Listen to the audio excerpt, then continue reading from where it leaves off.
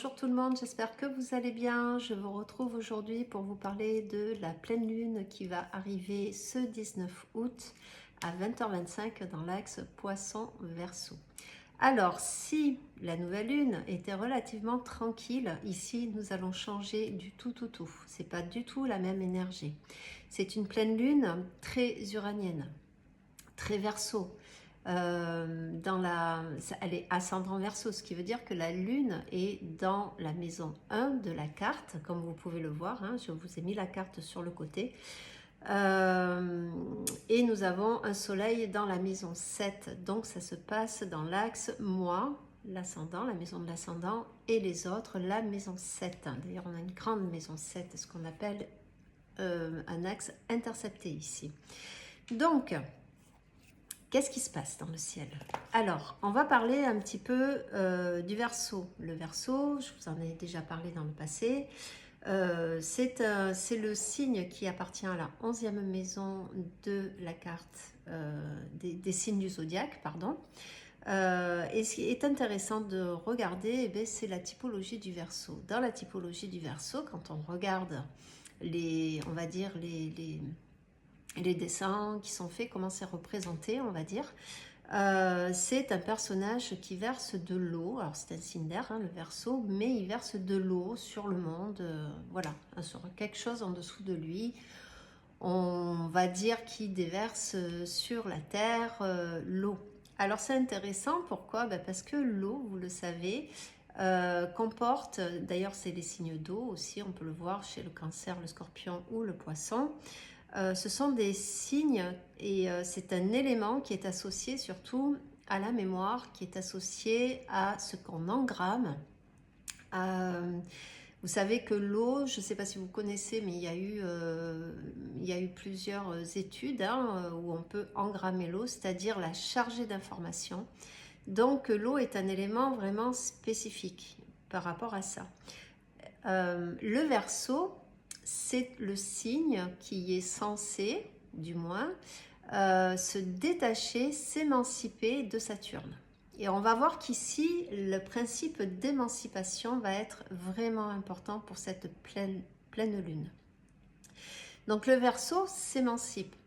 Le Verseau, quand il est bien intégré, c'est celui qui fonctionne dans le principe d'individuation de Carl Jung, c'est-à-dire qui c'est le personnage qui s'est réconcilié avec toutes ses parts, on va dire, les parts lumineuses, les parts sombres, qui est entier et qui n'est plus, on va dire, attaché ou du moins prisonnier des peurs, qui a compris certaines choses, qui vit en conscience. On en entend beaucoup parler, les gens parlent beaucoup de conscience en ce moment, il y a une recherche, hein, on le sait. Et ici, on a vraiment ce personnage, donc cet Uranien, qui est représenté par cet acquis de conscience et du coup qui a la possibilité de reprendre son propre pouvoir, de ne plus se laisser malmener par ses mémoires, par ses peurs, par une autorité extérieure à lui. En fait, il devient conscient de ce qu'il est et pourquoi? Parce qu'il a cumulé suffisamment d'informations, il a compris suffisamment de choses. Alors pourquoi le Verseau? Tout simplement parce que ça appartient à Uranus. Et Uranus, c'est l'octave supérieure de Mercure. Alors Mercure, ça va être l'information analytique, l'information mentale, alors qu'Uranus va plus représenter l'information au-delà du mental. Vous savez, Uranus, c'est la fulgurance. Uranus, ça peut être le coup de foudre, ça peut être l'accident de voiture. Quand il est rentré dans la terre du Taureau, il a allumé 8 ou 9 volcans, je crois, à cette époque-là, en 2018-2019. D'ailleurs, il me semble qu'actuellement, il y a l'Etna qui se réveille. Enfin, quoi qu'il en soit, si vous voulez, c'est l'intuition, c'est l'instant pur et dur. C'est-à-dire, c'est une information qui est au-delà du mental. C'est pour ça qu'on l'appelle la planète de l'éveil. C'est une planète qui va aller chercher quelque chose qui est en dehors de notre construction mentale. Donc cette pleine lune, qui je rappelle, une pleine lune est un focus, c'est un sommet. Vous imaginez une montagne, Lors de la nouvelle lune, vous êtes au pied de la montagne, vous grimpez la montagne, arrivez au sommet, vous êtes en pleine lune. Et ensuite, vous redescendez. C'est jusqu'à la prochaine nouvelle lune, c'est-à-dire au pied de l'autre côté, quoi. Enfin bon, bref, vous m'avez compris. C'était juste pour vous donner une image. Alors, cette nouvelle lune, alors c'est une opposition, c'est-à-dire que le soleil éclaire la lune, hein, c'est ce qu'on appelle une opposition, le soleil est en Lion, accompagné toujours de Mercure rétrograde qui est revenu en Lion, qui est sorti de la Vierge, qui est revenu en Lion, et vous avez cette lune, donc qui est toute seule pour l'instant dans le signe du Verseau, avec Pluton, nous allons le voir, hein, qui est à 0 degré, qui s'apprête à repasser en Capricorne. Tout ça, vous allez voir que ça a beaucoup de cohérence. Alors, lune uranienne, la lune, je vous rappelle que c'est quand même notre monde intérieur, notre monde émotionnel, notre besoin de sécurité, notre façon de nous protéger. C'est la façon dont nous avons perçu notre mère aussi. Donc il y a beaucoup, hein, ça appartient au cancer, il y a beaucoup on va dire, de représentation. Donc, le Verseau, ça représente cette rupture de conscience, vous voyez. Et ce qu'il y a d'intéressant, c'est que comme vous pouvez le voir sur la carte, le Soleil, Mercure rétrograde et la Lune sont en carré, ce qu'on appelle un T carré en astrologie, c'est-à-dire que vous avez Uranus, vous imaginez un marionnettiste, et ce marionnettiste donc tient de chaque côté le Soleil Mercure d'un côté, la Lune de l'autre. Et avec l'opposition, ça fait un triangle rouge, comme vous pouvez voir sur la carte, ce qu'on appelle un T carré. Et ce qu'il y a d'intéressant, c'est que ce T carré, si vous remarquez bien, vous avez Uranus qui est exactement au même degré que la Lune, le Soleil. Donc on va dire que c'est vraiment un T carré exact. Alors je vais vous expliquer ce qu'est un T carré. Donc un T carré, une opposition, c'est-à-dire une recherche d'équilibre ici, donc le soleil et la lune, hein, le monde émotionnel, le monde qui est un peu plus mental. Et vous avez les carrés, et le carré c'est un aspect dit tendu, c'est un aspect de crise, mais c'est un aspect de travail. Et surtout le travail qui est demandé ici, et ce qui va très bien avec Uranus, c'est le travail, c'est un travail de coupure avec les patterns, de coupure avec les pensées, les mémoires. C'est-à-dire qu'ici, il doit y avoir une coupure d'un côté avec le monde émotionnel et de l'autre côté avec une certaine image de soi et la façon dont on l'exprime avec Mercure rétrograde ici. Donc, en termes d'événements, il peut se passer tout et n'importe quoi, mais quoi qu'il en soit, le travail demandé pour l'instant, ça va être de couper, de s'émanciper, pourquoi pas, de certains schémas qui nous appartiennent par rapport à notre éducation, par rapport à comment on s'est construit. Qu'est-ce qui a bien pu se passer? C'est une pleine lune qui vous interroge sur pourquoi tu t'es construit comme ça. Qu'est-ce qui t'anime? Qu'est-ce qui te fait peur? Qu'est-ce qui fait qu'aujourd'hui, tu es toi, tel que tu es? Et il y a peut-être dans cette pleine lune avec Uranus qui s'adresse, comme je vous le dis, au-delà du mental, il va peut-être y avoir une opportunité ici de comprendre un certain schéma de pensée, certains événements, pourquoi ça arrive. On peut avoir des réponses, on peut avoir un eureka comme on dit, on peut avoir un événement qui fait que ici, au-delà du mental, il va se passer quelque chose. Il va y avoir un éclairage. Et avec Uranus, je vous dis, c'est quelque chose qui peut être fulgurant, qui peut être très soudain. Pas forcément dans quelque chose de dur hein, ou de néfaste, mais on peut, à un moment donné, avoir cette rupture en soi parce qu'on est arrivé au bout d'un chemin, parce qu'on est arrivé au bout d'une histoire, parce qu'on est arrivé au bout d'un travail, parce que, voilà. Et à un moment donné, on comprend aussi, pourquoi pas, le pourquoi on fonctionne comme ça. Alors, ce qu'il y a d'intéressant, parce que Uranus, ok, il est maître, enfin maîtresse de cette pleine lune, on est bien d'accord, mais il n'est pas accompagné. Il y a deux T carrés en fait dans cette pleine lune. Mais Uranus, il a quand même une aide, et une aide qui est quand même suffisamment importante, c'est celle de Pluton. Quand vous regardez la carte, vous pouvez apercevoir un gros trigone, un beau trigone entre Pluton et Uranus. Pluton qui arrive à 0 degré du Verseau et qui s'apprête dans quelques semaines à re-rentrer dans le Capricorne. Ici, ce trigone entre ces deux planètes de crise et de renaissance, qui est lié à Pluton, et Uranus, qui est le côté pareil, hein, une certaine forme de rupture ici, mais pour aller vers une forme d'individualité, d'acceptation et de libération. Donc on peut dire que ce trigone, qui est un, vous savez, c'est un grand carré bleu, on peut dire que ce trigone est très aidant, c'est-à-dire qu'à un moment donné, il y a comme une capitulation, c'est-à-dire que le mental, l'ego ici, ne va peut-être plus trouver de solution. Vous voyez, on arrive au bout d'un chemin. Alors on prépare, je vous l'ai déjà dit, on prépare de gros aspects entre 2025 et 2026. Hein, il va y avoir des gros changements dans les planètes, enfin dans les aspects des planètes, dans les éléments aussi. Là, c'est vrai qu'on est très dans la terre, on est très, voilà, qui est du concret, qui est assez fixe. Là, on va aller vers plus quelque chose de plus aéré. Hein. Bon, on n'est pas là pour parler de ça, mais on prépare quand même la suite. Donc, forcément, en amont, avant d'évoluer, on va passer par des moments de crise. On va passer par des moments où les choses vont être remises en question. Donc ce trigone encourage cette émancipation, l'émancipation de votre passé, d'un certain passé, l'émancipation vis-à-vis d'une personne ou on va dire d'un entourage. Hein. N'oublions pas que la pleine lune se passe dans l'axe 1-7, moi et l'autre. Donc il y a une façon de fonctionner peut-être ici qui va bouger.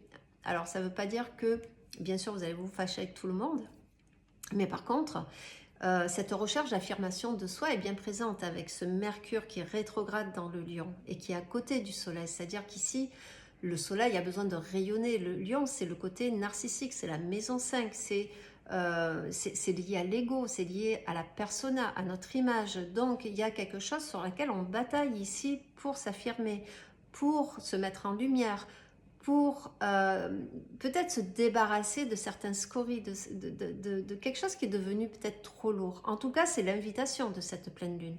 C'est de nous dire, aujourd'hui, tu es au bout d'un chemin.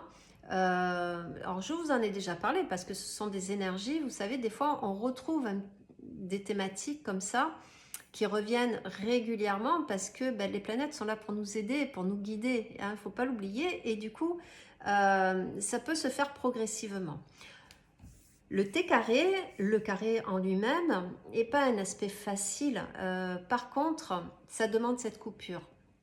C'est-à-dire que, prenons l'exemple de quelqu'un qui a un thème avec beaucoup de carrés ou avec un carré assez important, ça va être une personne qui va être portée à couper avec un certain schéma. Vous voyez? Et d'ailleurs, les gens qui avancent, si vous prenez des gens qui font carrière, des gens on va dire, qui se hissent à un certain niveau, alors pas forcément matériel, hein, mais à un certain niveau de conscience, à un certain niveau de maturité, à un certain niveau de tout, en fait, ont souvent des carrés dans leur thème. Et c'est parce que cet aspect-là est un tremplin, c'est une locomotive. Quand on prend le carré dans le bon sens, c'est-à-dire si on travaille à l'évolution, ça devient une locomotive, ça devient un tremplin. Les gens avancent, vous voyez. Donc, ça n'est pas forcément, il n'y a rien, on va dire, de profondément néfaste en astrologie. Par contre, un carré, si on ne fait rien, si on résiste, à ce moment-là, ça devient problématique. Ça devient problématique parce que ça résiste trop. Et on se heurte du coup à des choses qui ne bougent pas, qui reviennent tout le temps, jusqu'à ce qu'on comprenne les choses. Donc c'est pour ça que l'aspect du carré est très intéressant. Donc en T carré, c'est-à-dire là, entre la lune et le soleil, le mental d'un côté, l'émotionnel de l'autre, et cette demande de purement uranienne, hein, qui est de libère-toi, émancipe-toi, réfléchis. Donc des fois on ne sait pas où on va, ça peut être un moment d'égarement parce que on a ce Mercure qui rétrograde, donc on cherche quelque part à s'affirmer, à dire les choses, à se positionner autrement, à se libérer de quelque chose, mais on ne sait pas trop comment s'y prendre. À ce moment-là, je vous dirais que l'aide ici de cette pleine lune, ce sera de suivre vraiment l'instinct pur, d'essayer vraiment de se poser et de regarder de quoi sont faits les peurs ici. Ça peut être de l'éducation, ça peut être de votre expérience de la vie, parce que vous avez vécu peut-être quelque chose de très difficile et depuis vous êtes très frileux, mais à un moment donné ça ne fonctionne plus. Se responsabiliser vis-à-vis de soi est toujours important. Vous êtes votre propre parent. Les bourreaux ne sont que ceux qu'on désigne, mais finalement le propre bourreau, le mal n'est pas fait par autrui quelque part, mais il est fait par nous dans la façon dont nous avons d'intégrer l'expérience de vie. Donc d'une façon parfois à travers des traumatismes, et d'autres fois à travers aussi des belles choses. On grandit aussi avec les belles choses. Donc, ce T carré est vraiment intéressant là-dessus. Nous avons un deuxième T carré. Je vous dis, elle est vraiment pas simple. C'est celui qui se fait entre Jupiter et Mars, qui est dans le Gémeaux, dans la maison 4, le fond du ciel de la carte, et qui se fait entre Vénus d'un côté et Saturne de l'autre. Et Vénus opposée à Saturne. Vénus, elle est dans la Vierge. C'est une Vénus qui est plutôt pudique, qui ne va pas, c'est pas la Vénus du Taureau, ce n'est pas la Vénus du Lion qu'on a pu avoir durant cet été, pardon. Ici, la Vénus en Vierge, c'est l'amour pragmatique quelque part. Vous voyez, c'est l'analyse des sentiments ici. C'est le pourquoi je ressens ça finalement. Et Saturne, qui est une planète qui est très froide, quelque part dans le Poisson, vu qu'il est le principe de réalité, c'est-à-dire que là, il travaille à construire aussi les rêves, les inspirations, en vous faisant toucher du doigt ce qui est réalisable ou non réalisable. Donc là, face à Vénus, mais quelque part, il lui dit aussi, il communique tous les deux ensemble, de dire, voilà, tes sentiments, ce que tu ressens, l'image que tu as de toi aussi, puisque c'est aussi la planète de la balance, donc ton image soit plus pragmatique. Ne laisse peut-être pas l'autre, Vénus en maison 7, toujours décider à ta place de comment on t'aime ou comment on t'aime pas. Puisque la première personne que tu dois aimer, c'est toi-même. Donc ça, c'est très important de le savoir. Ensuite, donc carré à Jupiter et à Mars. Et je vous rappelle que Jupiter est jusqu'en février 2025 sera carré à ce Saturne-là, tant qu'il sera dans le Gémeaux. Donc Jupiter va, comme Uranus va rétrograder là bientôt là dans quelques semaines. Donc ici la rencontre de Jupiter et de Mars, c'est lié à Mercure ici, puisque Mercure est par principe la planète du Gémeaux.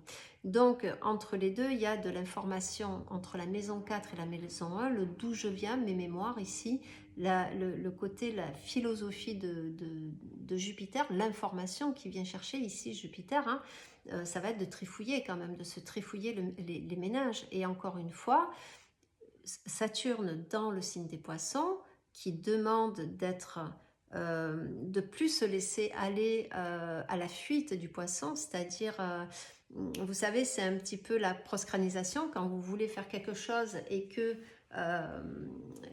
finalement vous allez vous occuper ailleurs. C'est une sorte de fuite et c'est très Poisson ça. Donc Saturne ici il demande à voir dans ce qui est réalisable ou pas. Donc ici dans l'information ou pas. Donc il y a une espèce de relié avec ce côté uranien qui est au-delà du mental, il y a vraiment cet aspect prise de conscience ici. Il y a vraiment cet aspect de compréhension. C'est l'information qui descend parce que Jupiter dans le Gémeaux, il enfle ce côté communicant du Gémeaux.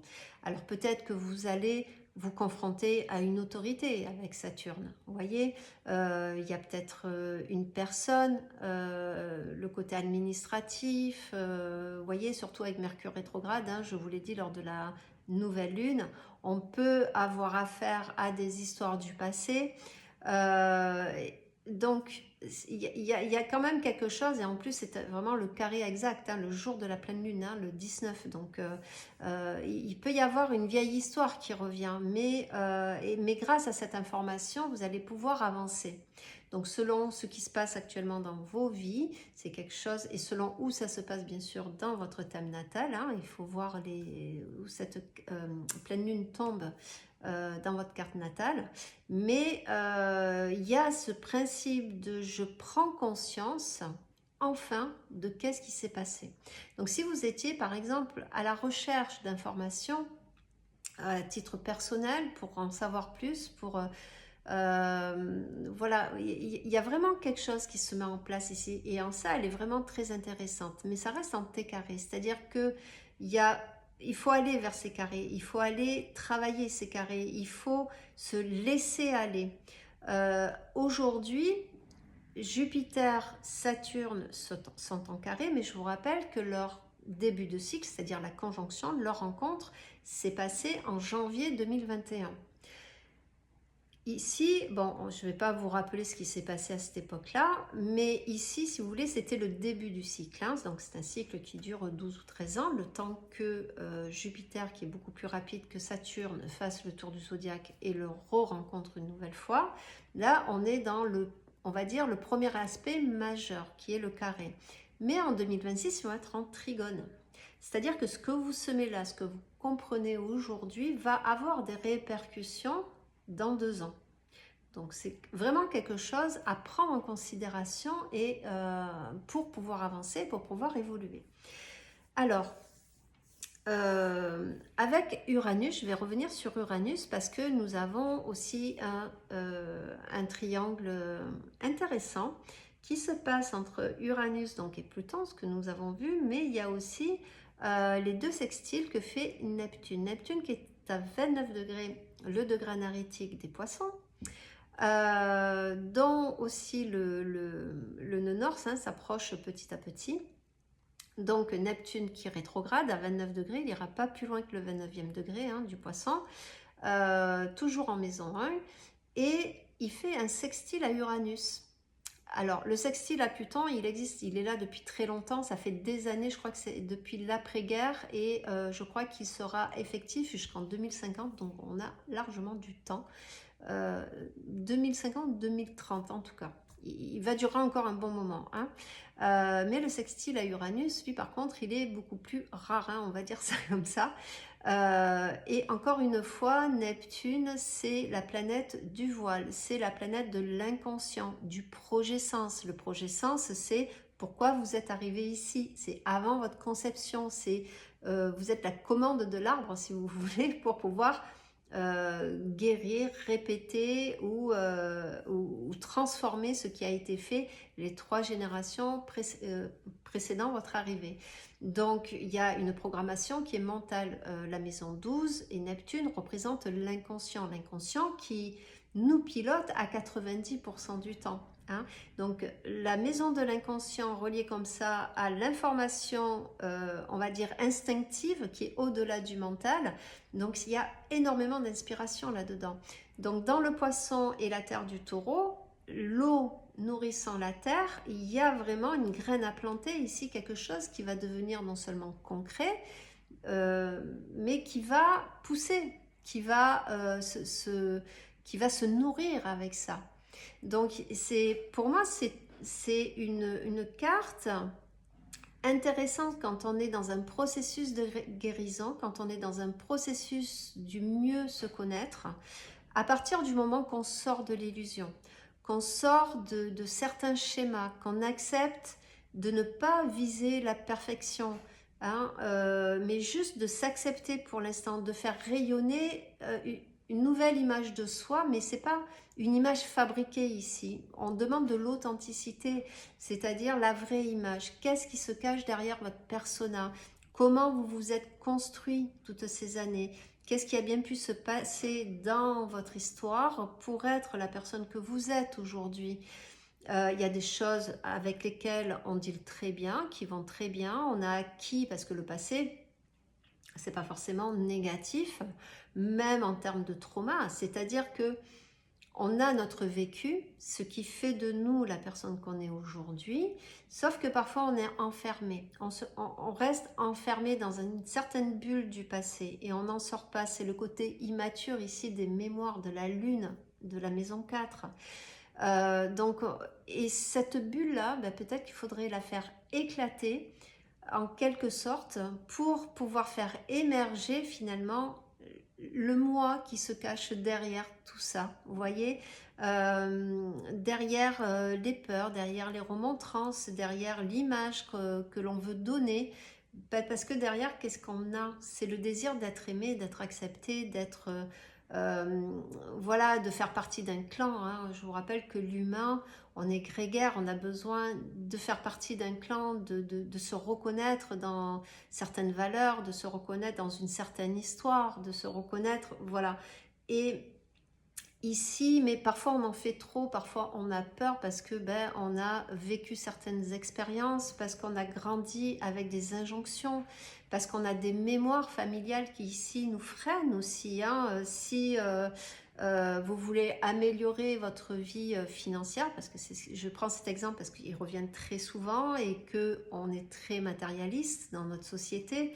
Mais si vous avez eu un voleur, si vous avez eu une ruine dans votre, on va dire dans votre famille, ou le contraire, si vous avez eu une personne qui a eu de l'argent mais qui l'a mal utilisé ou qui l'a acquis d'une façon qui n'était pas vraiment très claire, très honnête, etc., vous pouvez rencontrer aujourd'hui des difficultés, une espèce de culpabilité à avoir de l'argent. Donc le mental, même si vous vous dites 10 fois par jour, je suis riche, je suis dans l'abondance, etc. Mais votre inconscient, lui, il est programmé pour dire non, non, tu ne peux pas. Tu ne peux pas parce que l'argent, tu te sens trop coupable d'en avoir, parce que ça a été mal utilisé, parce que à un moment donné, tu l'as perdu. Alors autant rester pauvre, autant rester dans ce que tu connais. Voilà, enfin pauvre. Je m'entends parler bien sûr. Hein, je veux dire, on va dire modeste.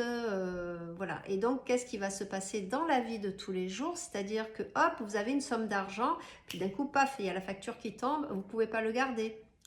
Vous avez la voiture qui tombe en panne, vous avez, je sais pas moi, le frigo qui tombe en panne. Si vous voulez, il y a une dépense qui arrive derrière et l'argent doit vite s'en aller, vous voyez. Donc ça, c'est typique d'une programmation, d'une injonction familiale et d'une programmation de l'inconscient. Donc ici, il y a un travail qui nous est offert, peut-être d'aller voir ce sentiment de culpabilité. Alors des fois, on ne connaît pas tout sur notre famille, hein, les origines de notre famille sont tellement vastes et des fois les mémoires elles perdurent depuis des générations entières, donc c'est devenu quelque chose de cristallisé ici, hein. Je vous rappelle que c'est Saturne qui cristallise les mémoires, qui nous ancre dans la terre, dans le concret. Donc ici c'est pour ça qu'il est intéressant ce carré entre Uranus qui est l'instinct et Saturne qui est le principe de réalité. Donc, il va falloir peut-être aller voir ce sentiment de culpabilité. C'est beaucoup plus, quelque part, vous rendre beaucoup plus service plutôt que de se dire tout le temps, j'ai pas de chance, j'ai pas ci, j'ai pas ça. Donc, bref, c'est la notion de responsabilité vis-à-vis de Saturne.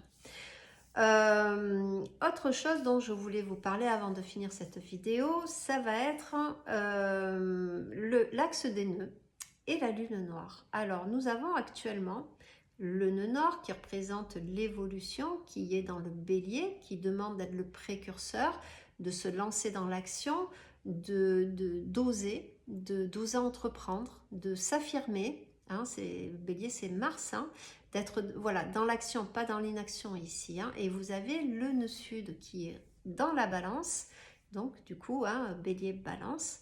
Et le bélier, c'est le mois aussi, parce que c'est c'est la maison 1, c'est le signe de l'ascendant. Pas dans cette carte, hein, mais dans l'astrologie, on va dire neutre. Donc, c'est le premier souffle aussi, le bélier. Hein, c'est quand on reprend sa première respiration. Donc, c'est celui qui est vivant, ça y est, il est ancré dans la terre, il est sorti de la maison 12 et il devient réel.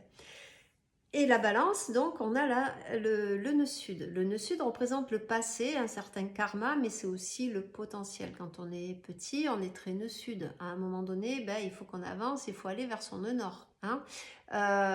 Donc, le nœud sud dans la balance, qu'est-ce que c'est? C'est des histoires de dépendance, c'est des histoires de justice, d'injustice, vous voyez? Et elle rencontre la lune noire moyenne, qui, elle, va parler de peur fondamentale, quelque part, d'espèce de crispation. Donc, dans une lune noire en balance, on aura tendance à traquer les injustices, à vivre des injustices parfois, à être jugé par l'autre ou à juger l'autre, vous voyez. Donc, c'est intéressant. Pourquoi je vous en parle? Tout simplement mais parce qu'il y a 9 ans, en 2015, nous avions cette même lune noire qui était dans la balance, mais nous avions le nœud nord dans la balance et le nœud sud en bélier. Donc ici, c'est comme si nous avions une inversion des nœuds, c'est-à-dire ce qui s'est passé en 2015 peut avoir les répercussions que ça a aujourd'hui. Donc, tout à l'heure, je vous parlais de couper avec un certain passé, de s'émanciper d'une certaine histoire, d'un certain bagage, voilà, de se libérer de certaines chaînes. Ben, peut-être que celles-ci proviennent de cette fameuse année 2015. Donc, le nœud nord en balance avec la lune noire, ça s'est fait entre le août 2015 et octobre 2015. Essayez, pourquoi pas, de vous souvenir que viviez-vous à cette époque-là. Qu'est-ce qui a bien pu se passer qui a fait que aujourd'hui ça a quelque peu guidé votre chemin jusqu'à aujourd'hui, vous voyez. Donc voilà, vous pourrez y réfléchir. Aujourd'hui, le fait que ça soit inversé, c'est aussi d'intégrer ce qui s'est passé en 2015, c'est-à-dire que encore une fois, on arrive au bout d'un chemin. Voilà ce que je pouvais vous dire en ce qui concernait cette pleine lune. Une pleine lune, mais vraiment très intéressante. On sait qu'ici, la rentrée va être compliquée. Hein. Donc, autant se délester le plus possible de ce qui nous entrave et d'aller vers ce processus d'individuation. Parce que c'est aussi reprendre son propre pouvoir, de ne plus être dépendant et codépendant de ce qui nous anime, de notre entourage ici, de certains, hein, entourage bien entendu, on peut pas, il y a aussi des gens qui sont très sympas avec nous et qui nous appuient, qui nous encouragent, donc ceux-là il ne faut pas les perdre, hein. Mais par contre si vous avez des difficultés et vous vous sentez étouffé et enfermé dans un certain schéma, dans certains patterns, ben là c'est le moment enfin de pouvoir couper ou du moins d'avoir cette prise de conscience pour pouvoir travailler par la suite, parce que bien sûr cette pleine lune ne concerne pas tout le monde, ne concerne pas tous les domaines de tout le monde, les mêmes domaines de tout le monde, hein. Mais par contre il y a souvent là où elle se passe, si vous regardez votre thème natal, hein, en juxtaposition, je ne sais plus comment je le dis, mais enfin bon bref, vous verrez dans quelle maison ça se passe. Alors avant de couper, je vais vous demander, je vous fais une petite bulle qui est toute personnelle. Je suis depuis quelque temps ce qui s'est passé avec l'écologiste Paul Walson. Je vous demande juste 2 minutes de votre temps avant de finir cette vidéo, qui est actuellement détenu par le Danemark, et le Japon a demandé son extradition. Il faut savoir que Paul Watson est un écologiste qui depuis des années avec son bateau va s'opposer aux baleiniers qui massacrent les baleines. Là le Japon a construit un bateau méga structure pour malheureusement continuer, alors que c'est interdit, hein, les baleines sont protégées, mais le Japon, et puis vu qu'ils ne sont pas sanctionnés, ils font ce qu'ils veulent, hein. Et donc du coup Paul Watson est à la veille de se faire extrader vers le Japon. Il y a une pétition actuellement qui a récolté énormément de signatures, mais voilà, je vous demanderai si vous vous sentez concerné, bien sûr, hein. Moi ça me touche et voilà, pour toucher le maximum de gens, je profite de ma vidéo pour vous en parler. Voilà, 2 minutes de votre temps d'aller signer cette pétition pour pouvoir faire pression, pour pas que Paul Watson soit extradé. On ne sait pas ce qui va se passer une fois arrivé au Japon. Ils lui en veulent vraiment énormément, les Japonais, hein. Voilà, mais je trouve que c'est une cause importante, hein. Ça fait partie de nos, ben voilà, de nos merveilles, de notre nature, et on n'a pas comme ça à continuer à massacrer, voilà, surtout des créatures qui sont totalement inoffensives et tellement importantes pour nos océans. Voilà, ben je vous remercie. En tout cas, je vous souhaite, si vous êtes en vacances, de passer de très belles vacances. Moi, je vous retrouve très vite pour une nouvelle vidéo. Prenez soin de vous. Au revoir.